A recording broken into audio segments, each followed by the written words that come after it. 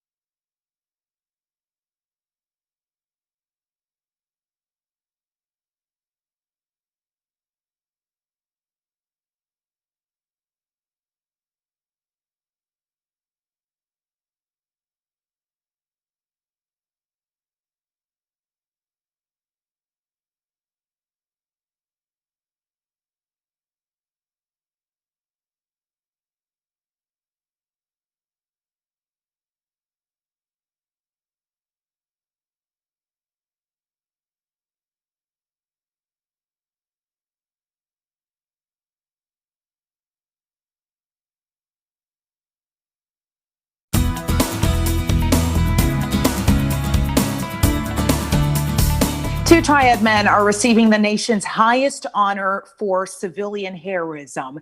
It's for their role in saving a woman from a burning car on US 52 in Winston-Salem last year. Jeff Johnson described to me what happened that fateful day and what it means to receive the Carnegie Medal. July 11th, 2019. It was this weird, kind of eerie silence, and you heard her screaming. A day Jeff Johnson will never forget. I started to react before I even, thought about what I was going to do. The Wake Forest Baptist nurse was heading to Pilot Mountain on US 52 North with his 2 sons when he saw this. A car on fire with a woman trapped inside. The next thing you know, I'm jumping the cement median. I'm running. Johnson says the scene was chaotic, like something out of a movie. You run through a wall of smoke and you see 2 hands just reaching through these plumes of smoke, this green, kind of acrid chemical smoke, and it was the battery that was burning. Johnson and another man, Robert Lawson, worked together to pull a 64-year-old woman to safety. No matter how scared I was or anybody watching what was happening to this young lady, nothing I'm feeling, nothing anybody else was feeling could have been worse than what she was going through at that moment. Johnson says there was never a question of whether he should help. If I would have not done anything for the rest of my life, I would have looked in the mirror and I would have lost a piece of myself. I would have lost my piece of my own humanity. For their heroic efforts, Johnson and Lawson received the Citizen Heroes Team Award from the Red Cross in September. And just last week, they found out they were being awarded the Carnegie Medal, which recognizes outstanding acts of selfless heroism.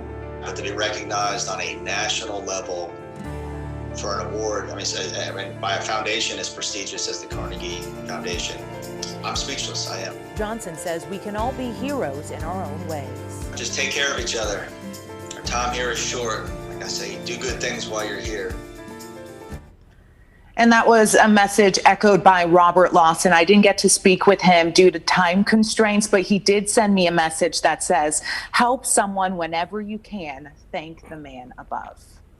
Tahisha, what an incredible story and what an incredible act of bravery by both of those people. You expect that from firefighters and police officers, the people who sign up to put themselves in the line of duty. It doesn't mean that their sacrifice is any less, but it is more expected. For a citizen to be driving down the road and see this and not just think someone else is going to take care of it. I'll call 911, but it will be okay. I'm going to keep driving. That is truly heroic. Yeah, and I love his line. He says, if I hadn't done anything, I would have lost a piece of my own humanity. What a deep line that is, and how we all have to look ourselves in the mirror when we make decisions or don't make decisions to act. That's huge.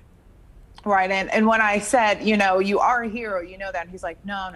I don't want to call myself. I just want to call myself a citizen who's doing the right thing at the right time. Yeah, it's an incredible story. The 4 to 5 is heading to break, but as always, we are live on Facebook, YouTube, and Twitter throughout the entire show, and you can find Eric, Tahisha, and myself there chatting with you in the comment section.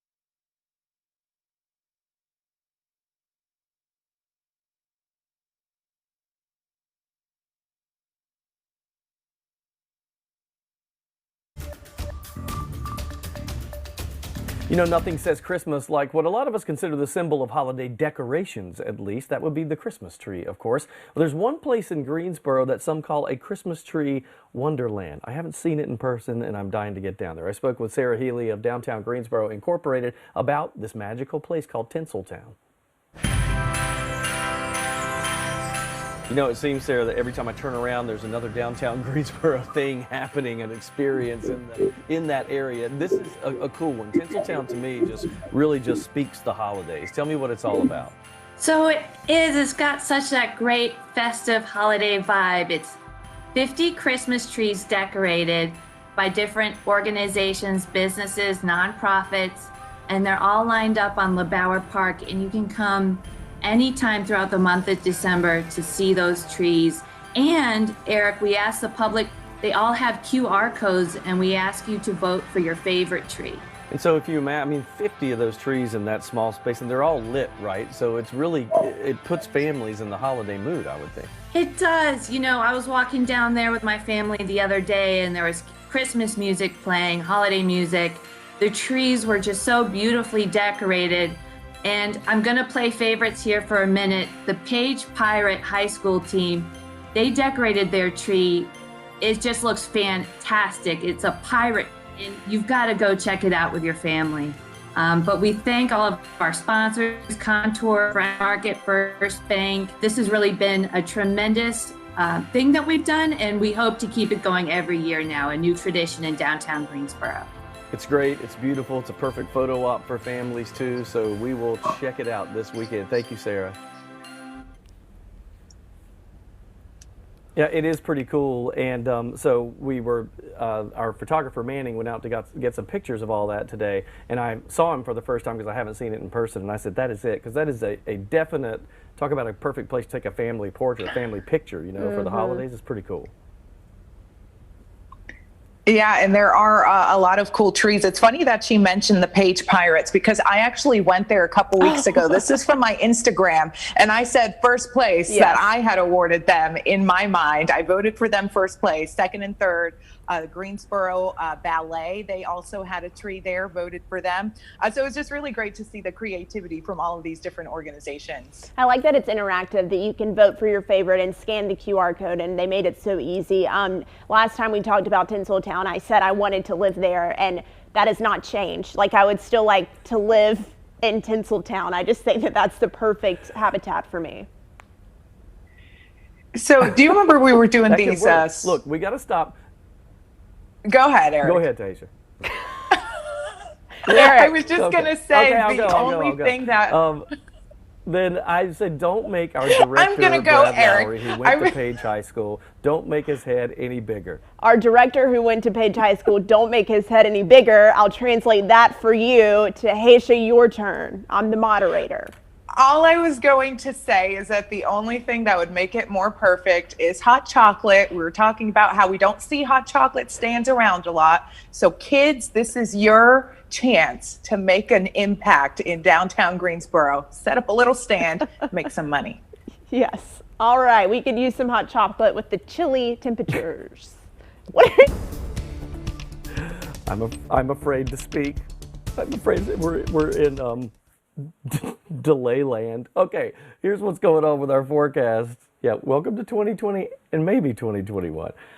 We've got some cloud cover that's building in tonight, and we do have a chance of maybe a sprinkle or two. You might even see a snow, I'll say flake or two, maybe not a whole flurry, but you might see that. If you notice on the radar, it's back to the west of Hickory now, but all of that is gradually moving closer to us. It is a very small, it's not even a cold front, it's kind of what's left of a cold front, just a little area of disturbed weather that'll move by tonight, but we'll gradually clear out. So we need that precipitation. You see, A, it won't be enough to matter, B, it won't stick around very long. So high pressure moves into place tomorrow. It keeps our winds coming out of the north, so we'll remain chilly as we stay in the 40s for highs tomorrow, and our lows tonight into the mid to upper 20s, depending on where you are. Notice the low pressure center to the south, but that is developing. We think we see a couple of those move by toward the second half of the weekend. So Sunday and into Monday, you may have a chance of a shower, and we'll keep that at a 20 or 30% chance. High Sunday up to 50. We're at 53 on Monday, and then clearing out Tuesday, Wednesday, mid 50s. Christmas Eve, we might see a little rain with a high that day of 57.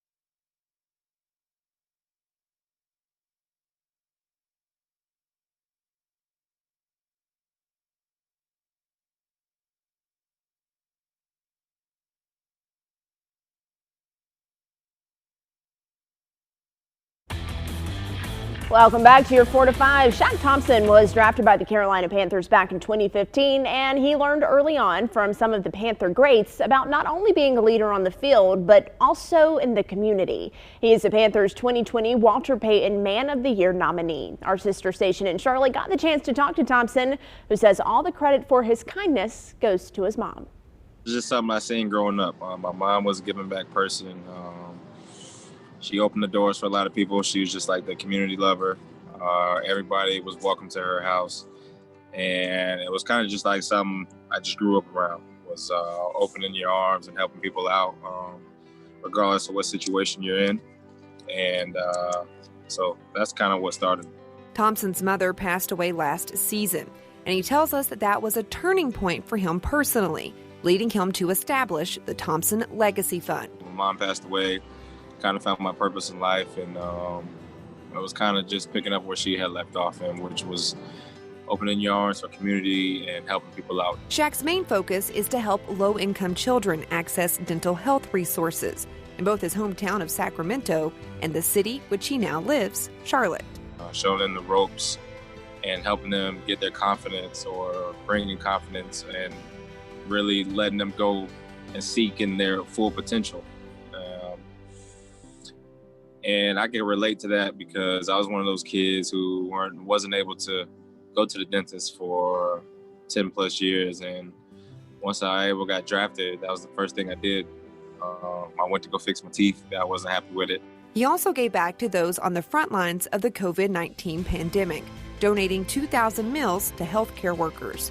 But one of the moments that meant the most to him during 2020 is one you probably didn't hear about. I was able to get some families that were staying in hotels and stuff like that.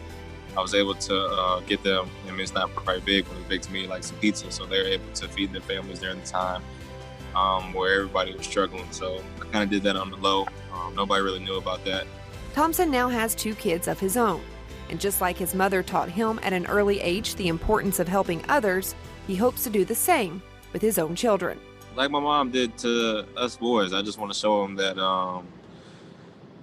you got to show love to everybody who is unfortunate to have what you have, and be thankful for that, and just open your arms to everybody. At the end of the day, we're all humans, and we all have feelings and emotions, and we all go through stuff in life, and you never know what smile you're going to bring to somebody. Yeah, we'll keep you updated on the Walter Payton Man of the Year award. You know, guys, I think my favorite part about getting to hear from Thompson today was learning about things that we hadn't heard about before. And I know that what you do when no one's looking is what shows your true character. I think it's amazing with him, and really, I'm not even going to say with just SHAQ Thompson, although he's an incredible guy, obviously. It seems like the people that have gone through the most and probably should be the most jaded are the ones that give the most. And he's a perfect example of a kid that went through, you know, a rough time at some point in his life early on, and then now he says, I have to give back. It's my responsibility.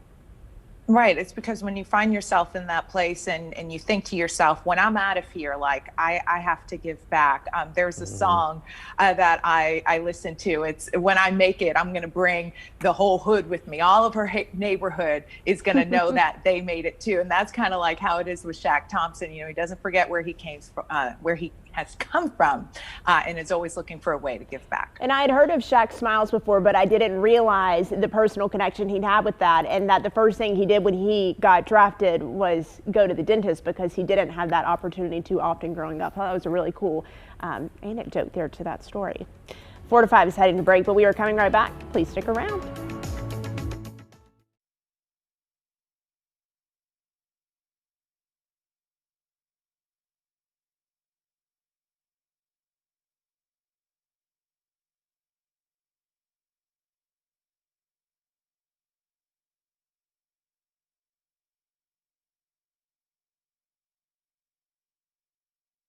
Hey, ice cold milk and an Oreo cookie, they forever go together like a classic combination.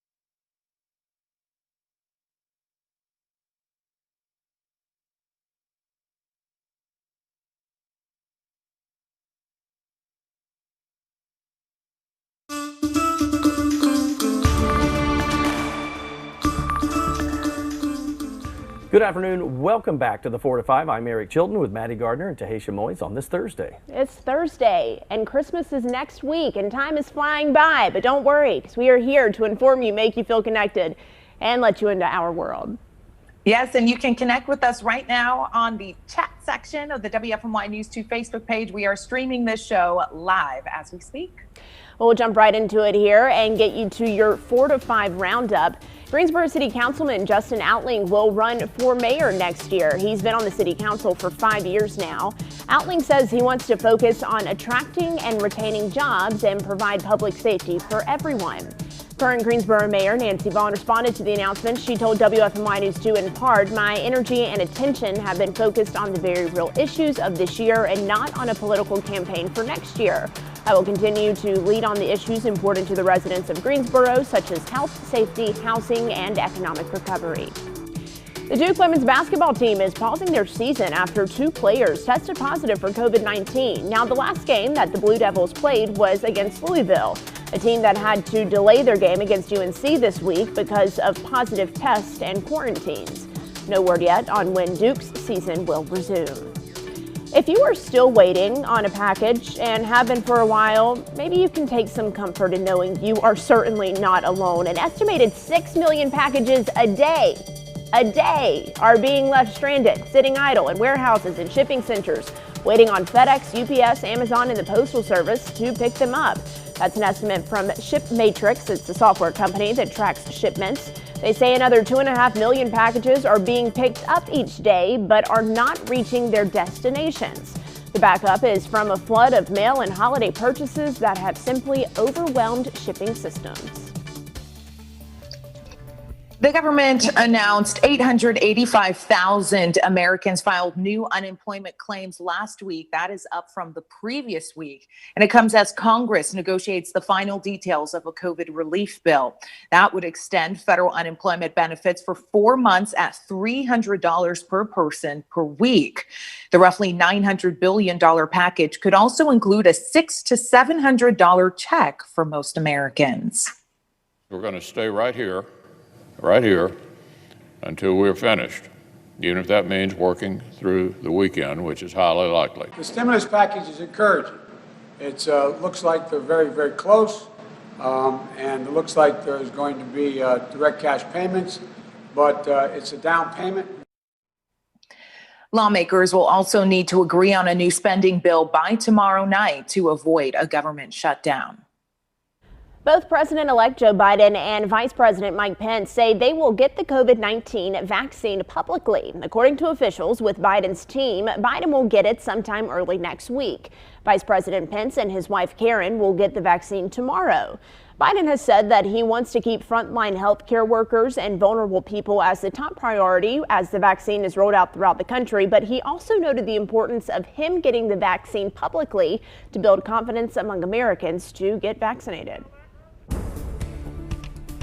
You know, if you look at the temperatures today, high temperatures were roughly in the mid to upper 40s, just depending on where you are. But the planning forecast into the overnight tonight, this is when you look at this and you think, wait a minute, could we see a little sprinkle? Well, that's probably in the evening, and then we think we'll see gradual clearing after that. So 28 degrees, don't worry about too much in the way of frozen precip. We could see a snowflake or two, a flurry maybe tonight, but that'll be right now in the evening hours, and then we'll be done with it in the overnight. Sunny tomorrow, high temperatures again, as we mentioned, mid to upper 40s. If you look at the big picture here, it's a small disturbance that's moving through right now, not a lot of moisture with that.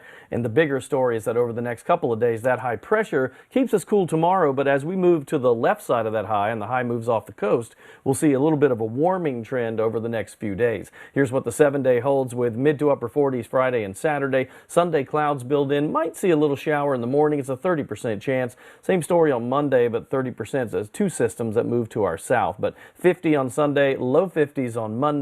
Tuesday, Wednesday, we're building still to the mid-50s with partly cloudy skies. Christmas Eve, a little rain comes in during the day and a high of 57 degrees. That, as you can see, about 7 degrees above normal for this time of the year.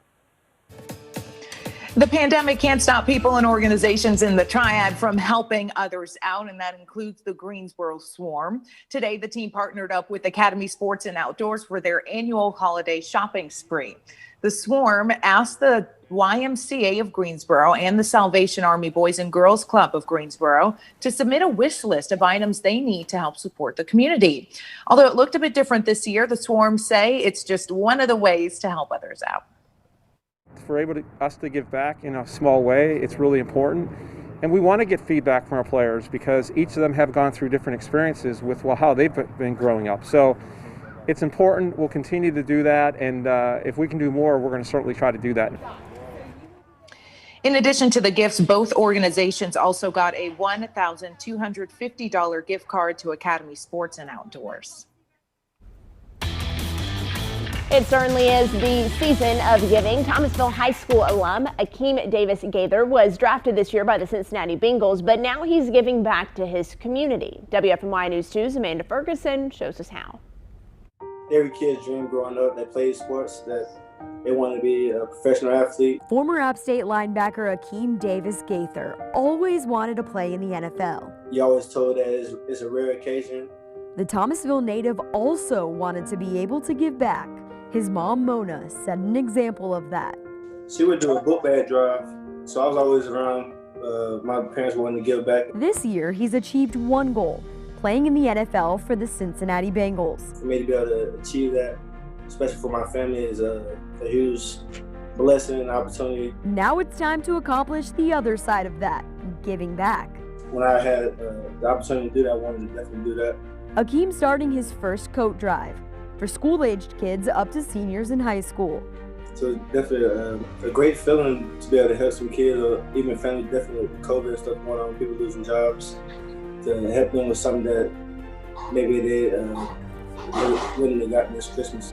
To help kids in Thomasville, the place he calls home. I mean, I lived there my whole life, so I almost know everybody beside me. The kids that's growing up now, I don't really know them as much, so hopefully I can change that with doing some more community stuff like this. Akeem is collecting coats until January 1st. He plans to hand them out on the 10th at the Thomasville Police Department. Now, if you want to help him out, he has 3 drop-off locations. We've got a list of those on our website, WFMYnews2.com. So many opportunities and ways to help out this holiday season. We love to see someone from the TRIAD who goes away coming back to help out their hometown. Yes, and here's the big thing. You got to listen to Mama. Mama always has a point, right? That was kind of the theme of this story and giving back any way that you can. And I think that really says a lot about someone's character too, is, you know, when they make it big, they don't forget about everyone else. Yeah, I think it's interesting because if there's anything we can say that's come out of 2020, it's the fact that people, I think, are even more willing to give and want to help out because we see what's going on everywhere, and it really sparks people to do the right thing. So, hey, there's one tiny silver lining out of all this. Absolutely. Don't forget, WFMYnews2.com is where you can find the details of how to help him out this holiday season.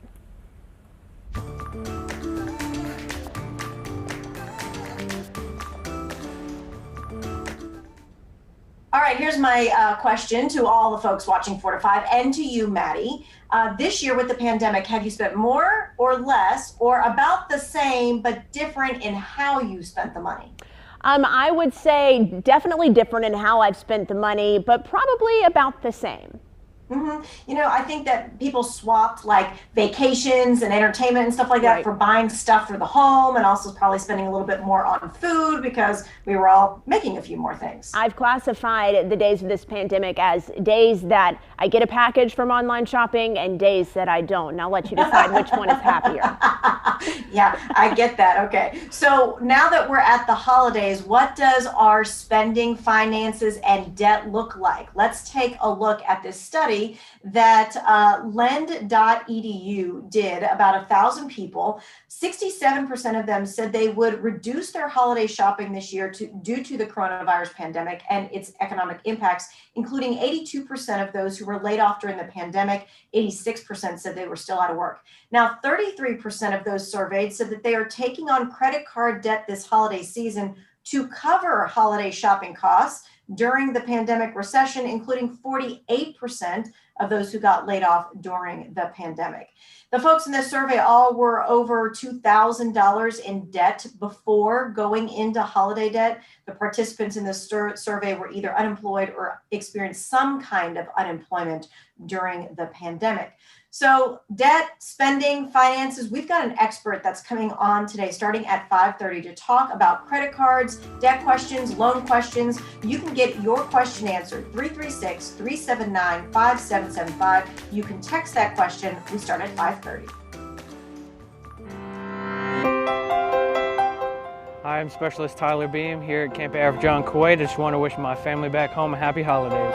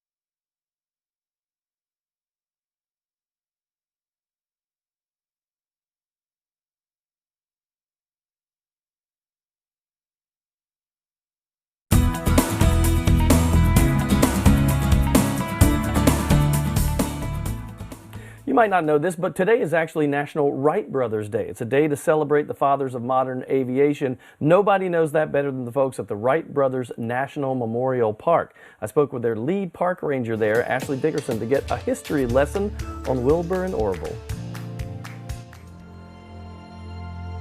Thanks for doing this today. I'm sure that National Wright Brothers Day, you guys are a little bit busy. Let's talk about the history of Wilbur and Orville, because I mean, obviously there was no airline industry back then. How did they end up getting to this point? Yeah, that's a great question. So the brothers had been interested in flight from the time they were kids, just about 11 and 7. And as they grew up, they started learning about other people who were experimenting with flight. And in their kind of late 20s, decided to give it a try themselves. So they start researching everything they can. They start coming up with their own theories and building their own gliders, and then finally make their way down here to Kitty Hawk, North Carolina to make their gliding and then eventually their successful flights. So was there a reason they chose Kitty Hawk? I'm just wondering if the winds played a role in this at all. Definitely. So that was the biggest thing they were missing from their home in Dayton, Ohio. They needed a place with strong winds for their experiments, soft sands for when they possibly crash, and then a lack of people, so isolation, so they don't have to worry about people stealing their ideas. And Kitty Hawk at the time had all three of those things in abundance. And one last thing I have to ask you about this, because everybody in North Carolina talks about Ohio and us and who was first in flight and all that. Can you put an end to this for me? Well, it's pretty straightforward. The license plates actually sum them up really well. So North Carolina is the first place of flight. It's the location the brothers needed to do their experiments. But Dayton, Ohio, it's their birthplace. It's where they're from and where they went back to continue their experiments. So it truly is the birthplace of aviation, while North Carolina is the first in flight. And this year, we've actually been working together with Dayton, Ohio, to put on our virtual event for the celebration. This is great, Ashley. Thank you so much. Best of luck with all your celebrations. We can't wait to watch all this virtually online. Yeah, it's pretty cool. And, you know, there was like, she said it was never an argument, but I know that Ohio, for a long time, they claimed they were the birthplace. So it made sense. That's where the idea happened. That's where they started working on it. But they actually, you know, conducted the first flight. By the way, other people had created things that flew, but the Wright brothers were the first one to create something that you could control and fly. So controlled flight as we know it now. All right, so speaking of Outer Banks, I asked you on Facebook, describe the Outer Banks, our beautiful kind of bragging right here in North Carolina, in 5 words or less. Here's what you had to say. Carol Hudson said, God's gift to us all. Nicely done. Christy says, hiding in the dunes. That's for sure. Patricia said, my childhood family vacations. She must have done that a lot there. Jennifer said, beauty beyond compare. I would agree with that. Erin, oh no, she says too far of a drive there. And Alyssa says, calms me to my soul. It is truly beautiful. If you were looking for a hip hop happening place, maybe not the Outer Banks, but if you need that solitude and the beautiful beaches, that's where you need to be. If you're going to take in the scenery and relax, it's the place to be. I think that's a good way to put it. And that's what we were talking about this morning with Tahisha. I thought you were about to start breaking out in song, Eric. The hip, the hip to the hop. Yeah, that's what I thought you were going to do. But I digress. If I had to describe the Outer Banks in 5 words, I would like to go. Haven't been. Yeah, that needs to be on the bucket list, Tahisha, the North Carolina bucket list for sure. I've been to Wrightsville, just haven't been that far out. Yeah. It's a little more of a drive. It definitely is, and it's a little bit harder to access. It is, but it's beautiful and you got to go. You got to see it at least once. Absolutely. You know, I've admitted here on the 4 to 5, native North Carolinian, never lived anywhere else, never seen a North Carolina lighthouse. So that has to happen. 2021, baby. It's going to happen. That's your year. That's my year. I said that about 2020. We're going to break. We'll be right back.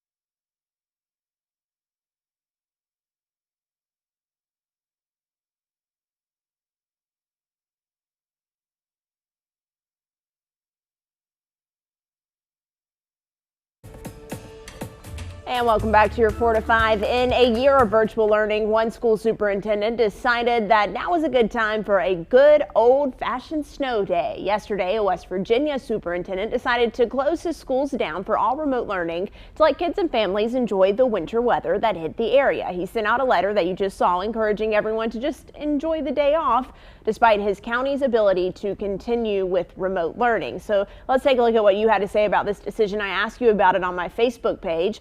Brenda Wagner said, I think yes, because so often we don't get snow. Let the kids enjoy it while it's here. They're not going to concentrate anyway with it snowing outside, and I have to agree with that. But Greg Klein said, I would say yes if it was a significant snowfall. If only a small amount, then keep remote learning. Students are already falling behind. Rhonda and Ray Cox say if it's going to be more than a day out of school, at least have one of those days off. Let them enjoy being a kid. The bright side of virtual learning in our area is getting out for summer on time because of not having to make up days at the end of the year. Good point.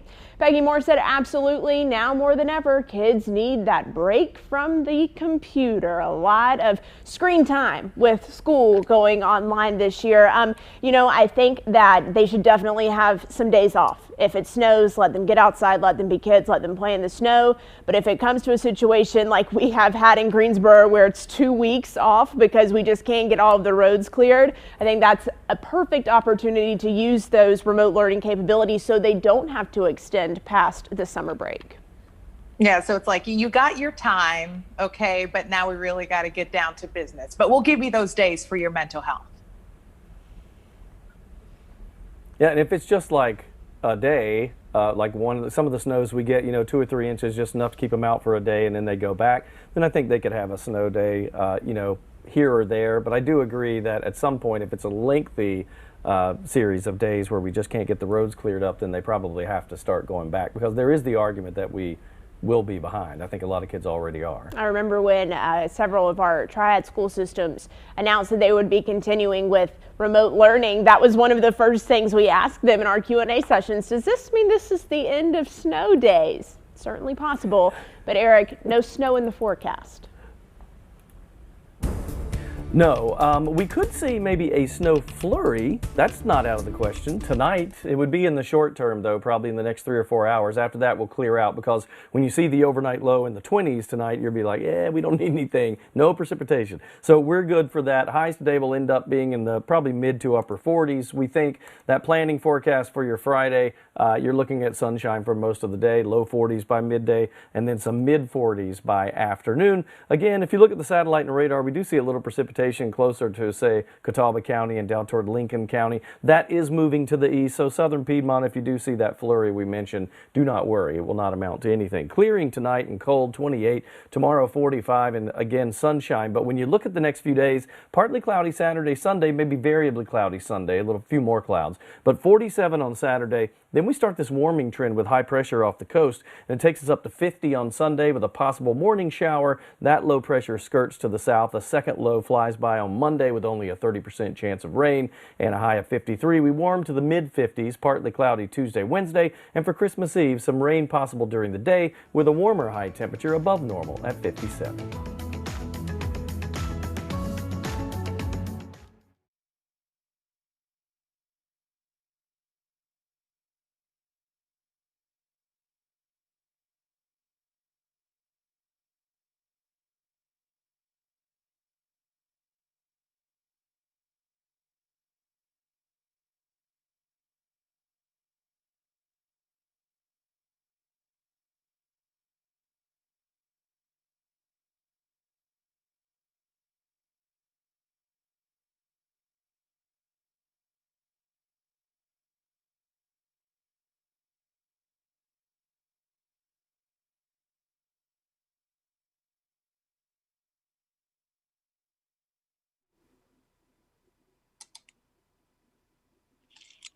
Yes, mic check 1 2 3 4 5 6 7. Mic check. Hello.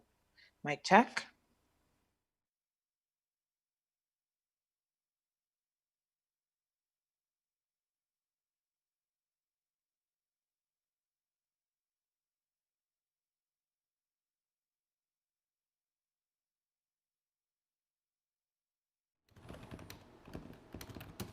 Yes, yes, yes. Mic check, mic check. 1, 2, 3, 4, 5. 1, 2, 3. Hi there. Got yogurt in my mouth. Alabama, Alaska, Arizona, Arkansas, California, Colorado, Connecticut. Arriving, we explained the distribution process. Hi, hi, Miss 1, 2, 3, 1, 2, 3, 1, 2, 3, 4.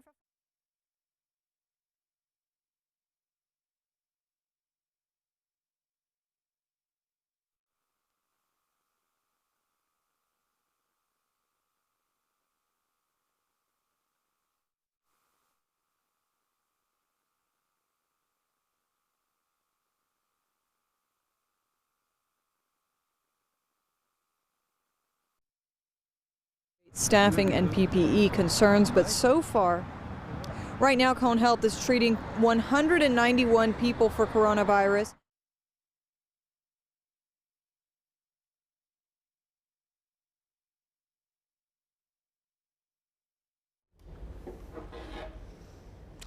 School's out for almost 2020. I think I got the lights in here. Does that seem right?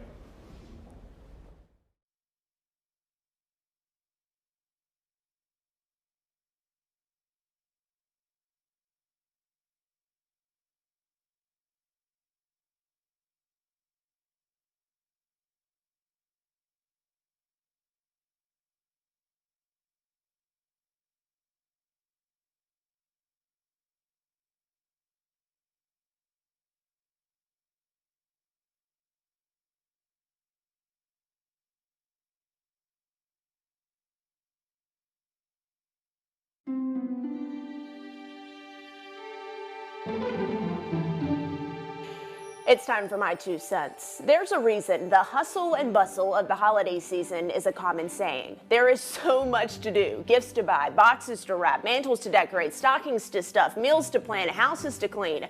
I could literally fill the rest of my time just reading my long to-do list for the next week before Christmas. I won't, but I bring it up because yesterday I found myself stressing so much about all that I had to do that I forgot the reason I was doing it, to make the holidays special for my family. And can we just get real for a minute? They don't care. We put so much pressure on ourselves to find the perfect gift, make the most delicious meal, clean every inch of our homes, and flawlessly wrap presents, when all our loved ones really want is to spend stress-free time with us. Let's go back to yesterday. I was frantically shopping online, planning a trip to the store, wondering how I'd get everything together, and I stopped and I thought, even if none of this got done, even if I showed up next week empty-handed, Christmas would still be special. So I'm telling you and reminding myself to take a step back. Don't allow yourself to get caught in the hustle or lost in the bustle. We've had so little to enjoy this year. Let's enjoy this time. I'll leave you with this quote from Dr. Seuss's How the Grinch Stole Christmas. It came without tags, it came without packages, boxes, or bags, and he puzzled and puzzled till his puzzler was sore. Then the Grinch thought of something he hadn't before. What if Christmas, he thought, doesn't come from a store? What if Christmas, perhaps, means a little bit more? That's my 2 cents. That's your 4 to 5. WFMY News 2 at 5 starts now.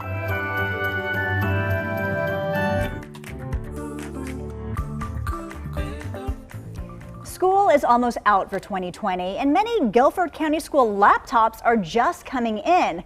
We explained the distribution process. And 9 months in, and we all wish the COVID pandemic would just go away. So when you see products that claim to help fight COVID-19, you may be tempted to buy it. But before you buy, be sure you're getting the real thing. A warning on fake COVID products coming up. But first, a developing story from the state. The Department of Health and Human Services says it is launching a pilot program for rapid testing of public school students and staff. DHHS has selected 17 school districts and 11 charter schools to participate in the pilot program. Alamont's Burlington Schools, the North Carolina Leadership Academy in Forsyth County, Elkin City Schools, Mount Airy City Schools, and Surrey County Schools will participate. The goal is to slow the spread of COVID-19 by quickly identifying students and staff who may have the virus. The test will be the nasal swabs and must be given by trained personnel. We have more information up on our website, WFMYnews2.com. A look at where we are 3 weeks after Thanksgiving and 8 days from Christmas, and we're seeing a COVID spike like never before. State officials, including Governor Roy Cooper, attribute the high number of cases to Thanksgiving gatherings. But we know that many of you are still hoping to have a normal Christmas.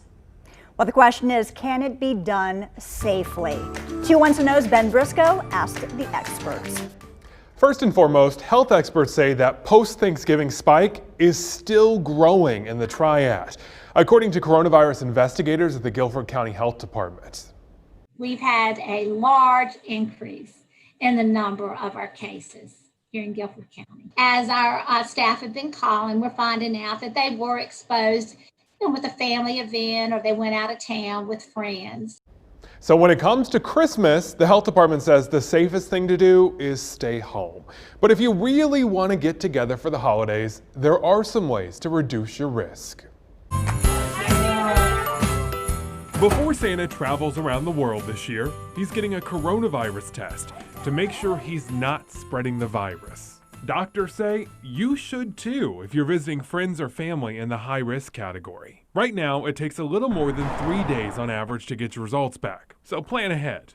And remember, negative test results are not a guarantee. It's a snapshot on that day. 2 days later, it could be a complete different scenario or a different story. So doctors say to try and limit your holiday gatherings to 2 or 3 different households coming together at most. Keep the gathering short. Maybe it's a 20-minute visit. People are in masks, you see each other, you share your gifts, you share time, you don't do any meals, but you're just around each other. Even safer is to skip gathering around your tree and find somewhere outside to meet up, like the Christmas display in Greensboro's LeBauer Park. There are ways to gather safely. They cannot be the type of gatherings we've had in every year prior to this. Advice to remember if you want to avoid landing on Santa's naughty list, or even worse, getting yourself or your loved ones sick. Ben Briscoe, 2 Wants to Know.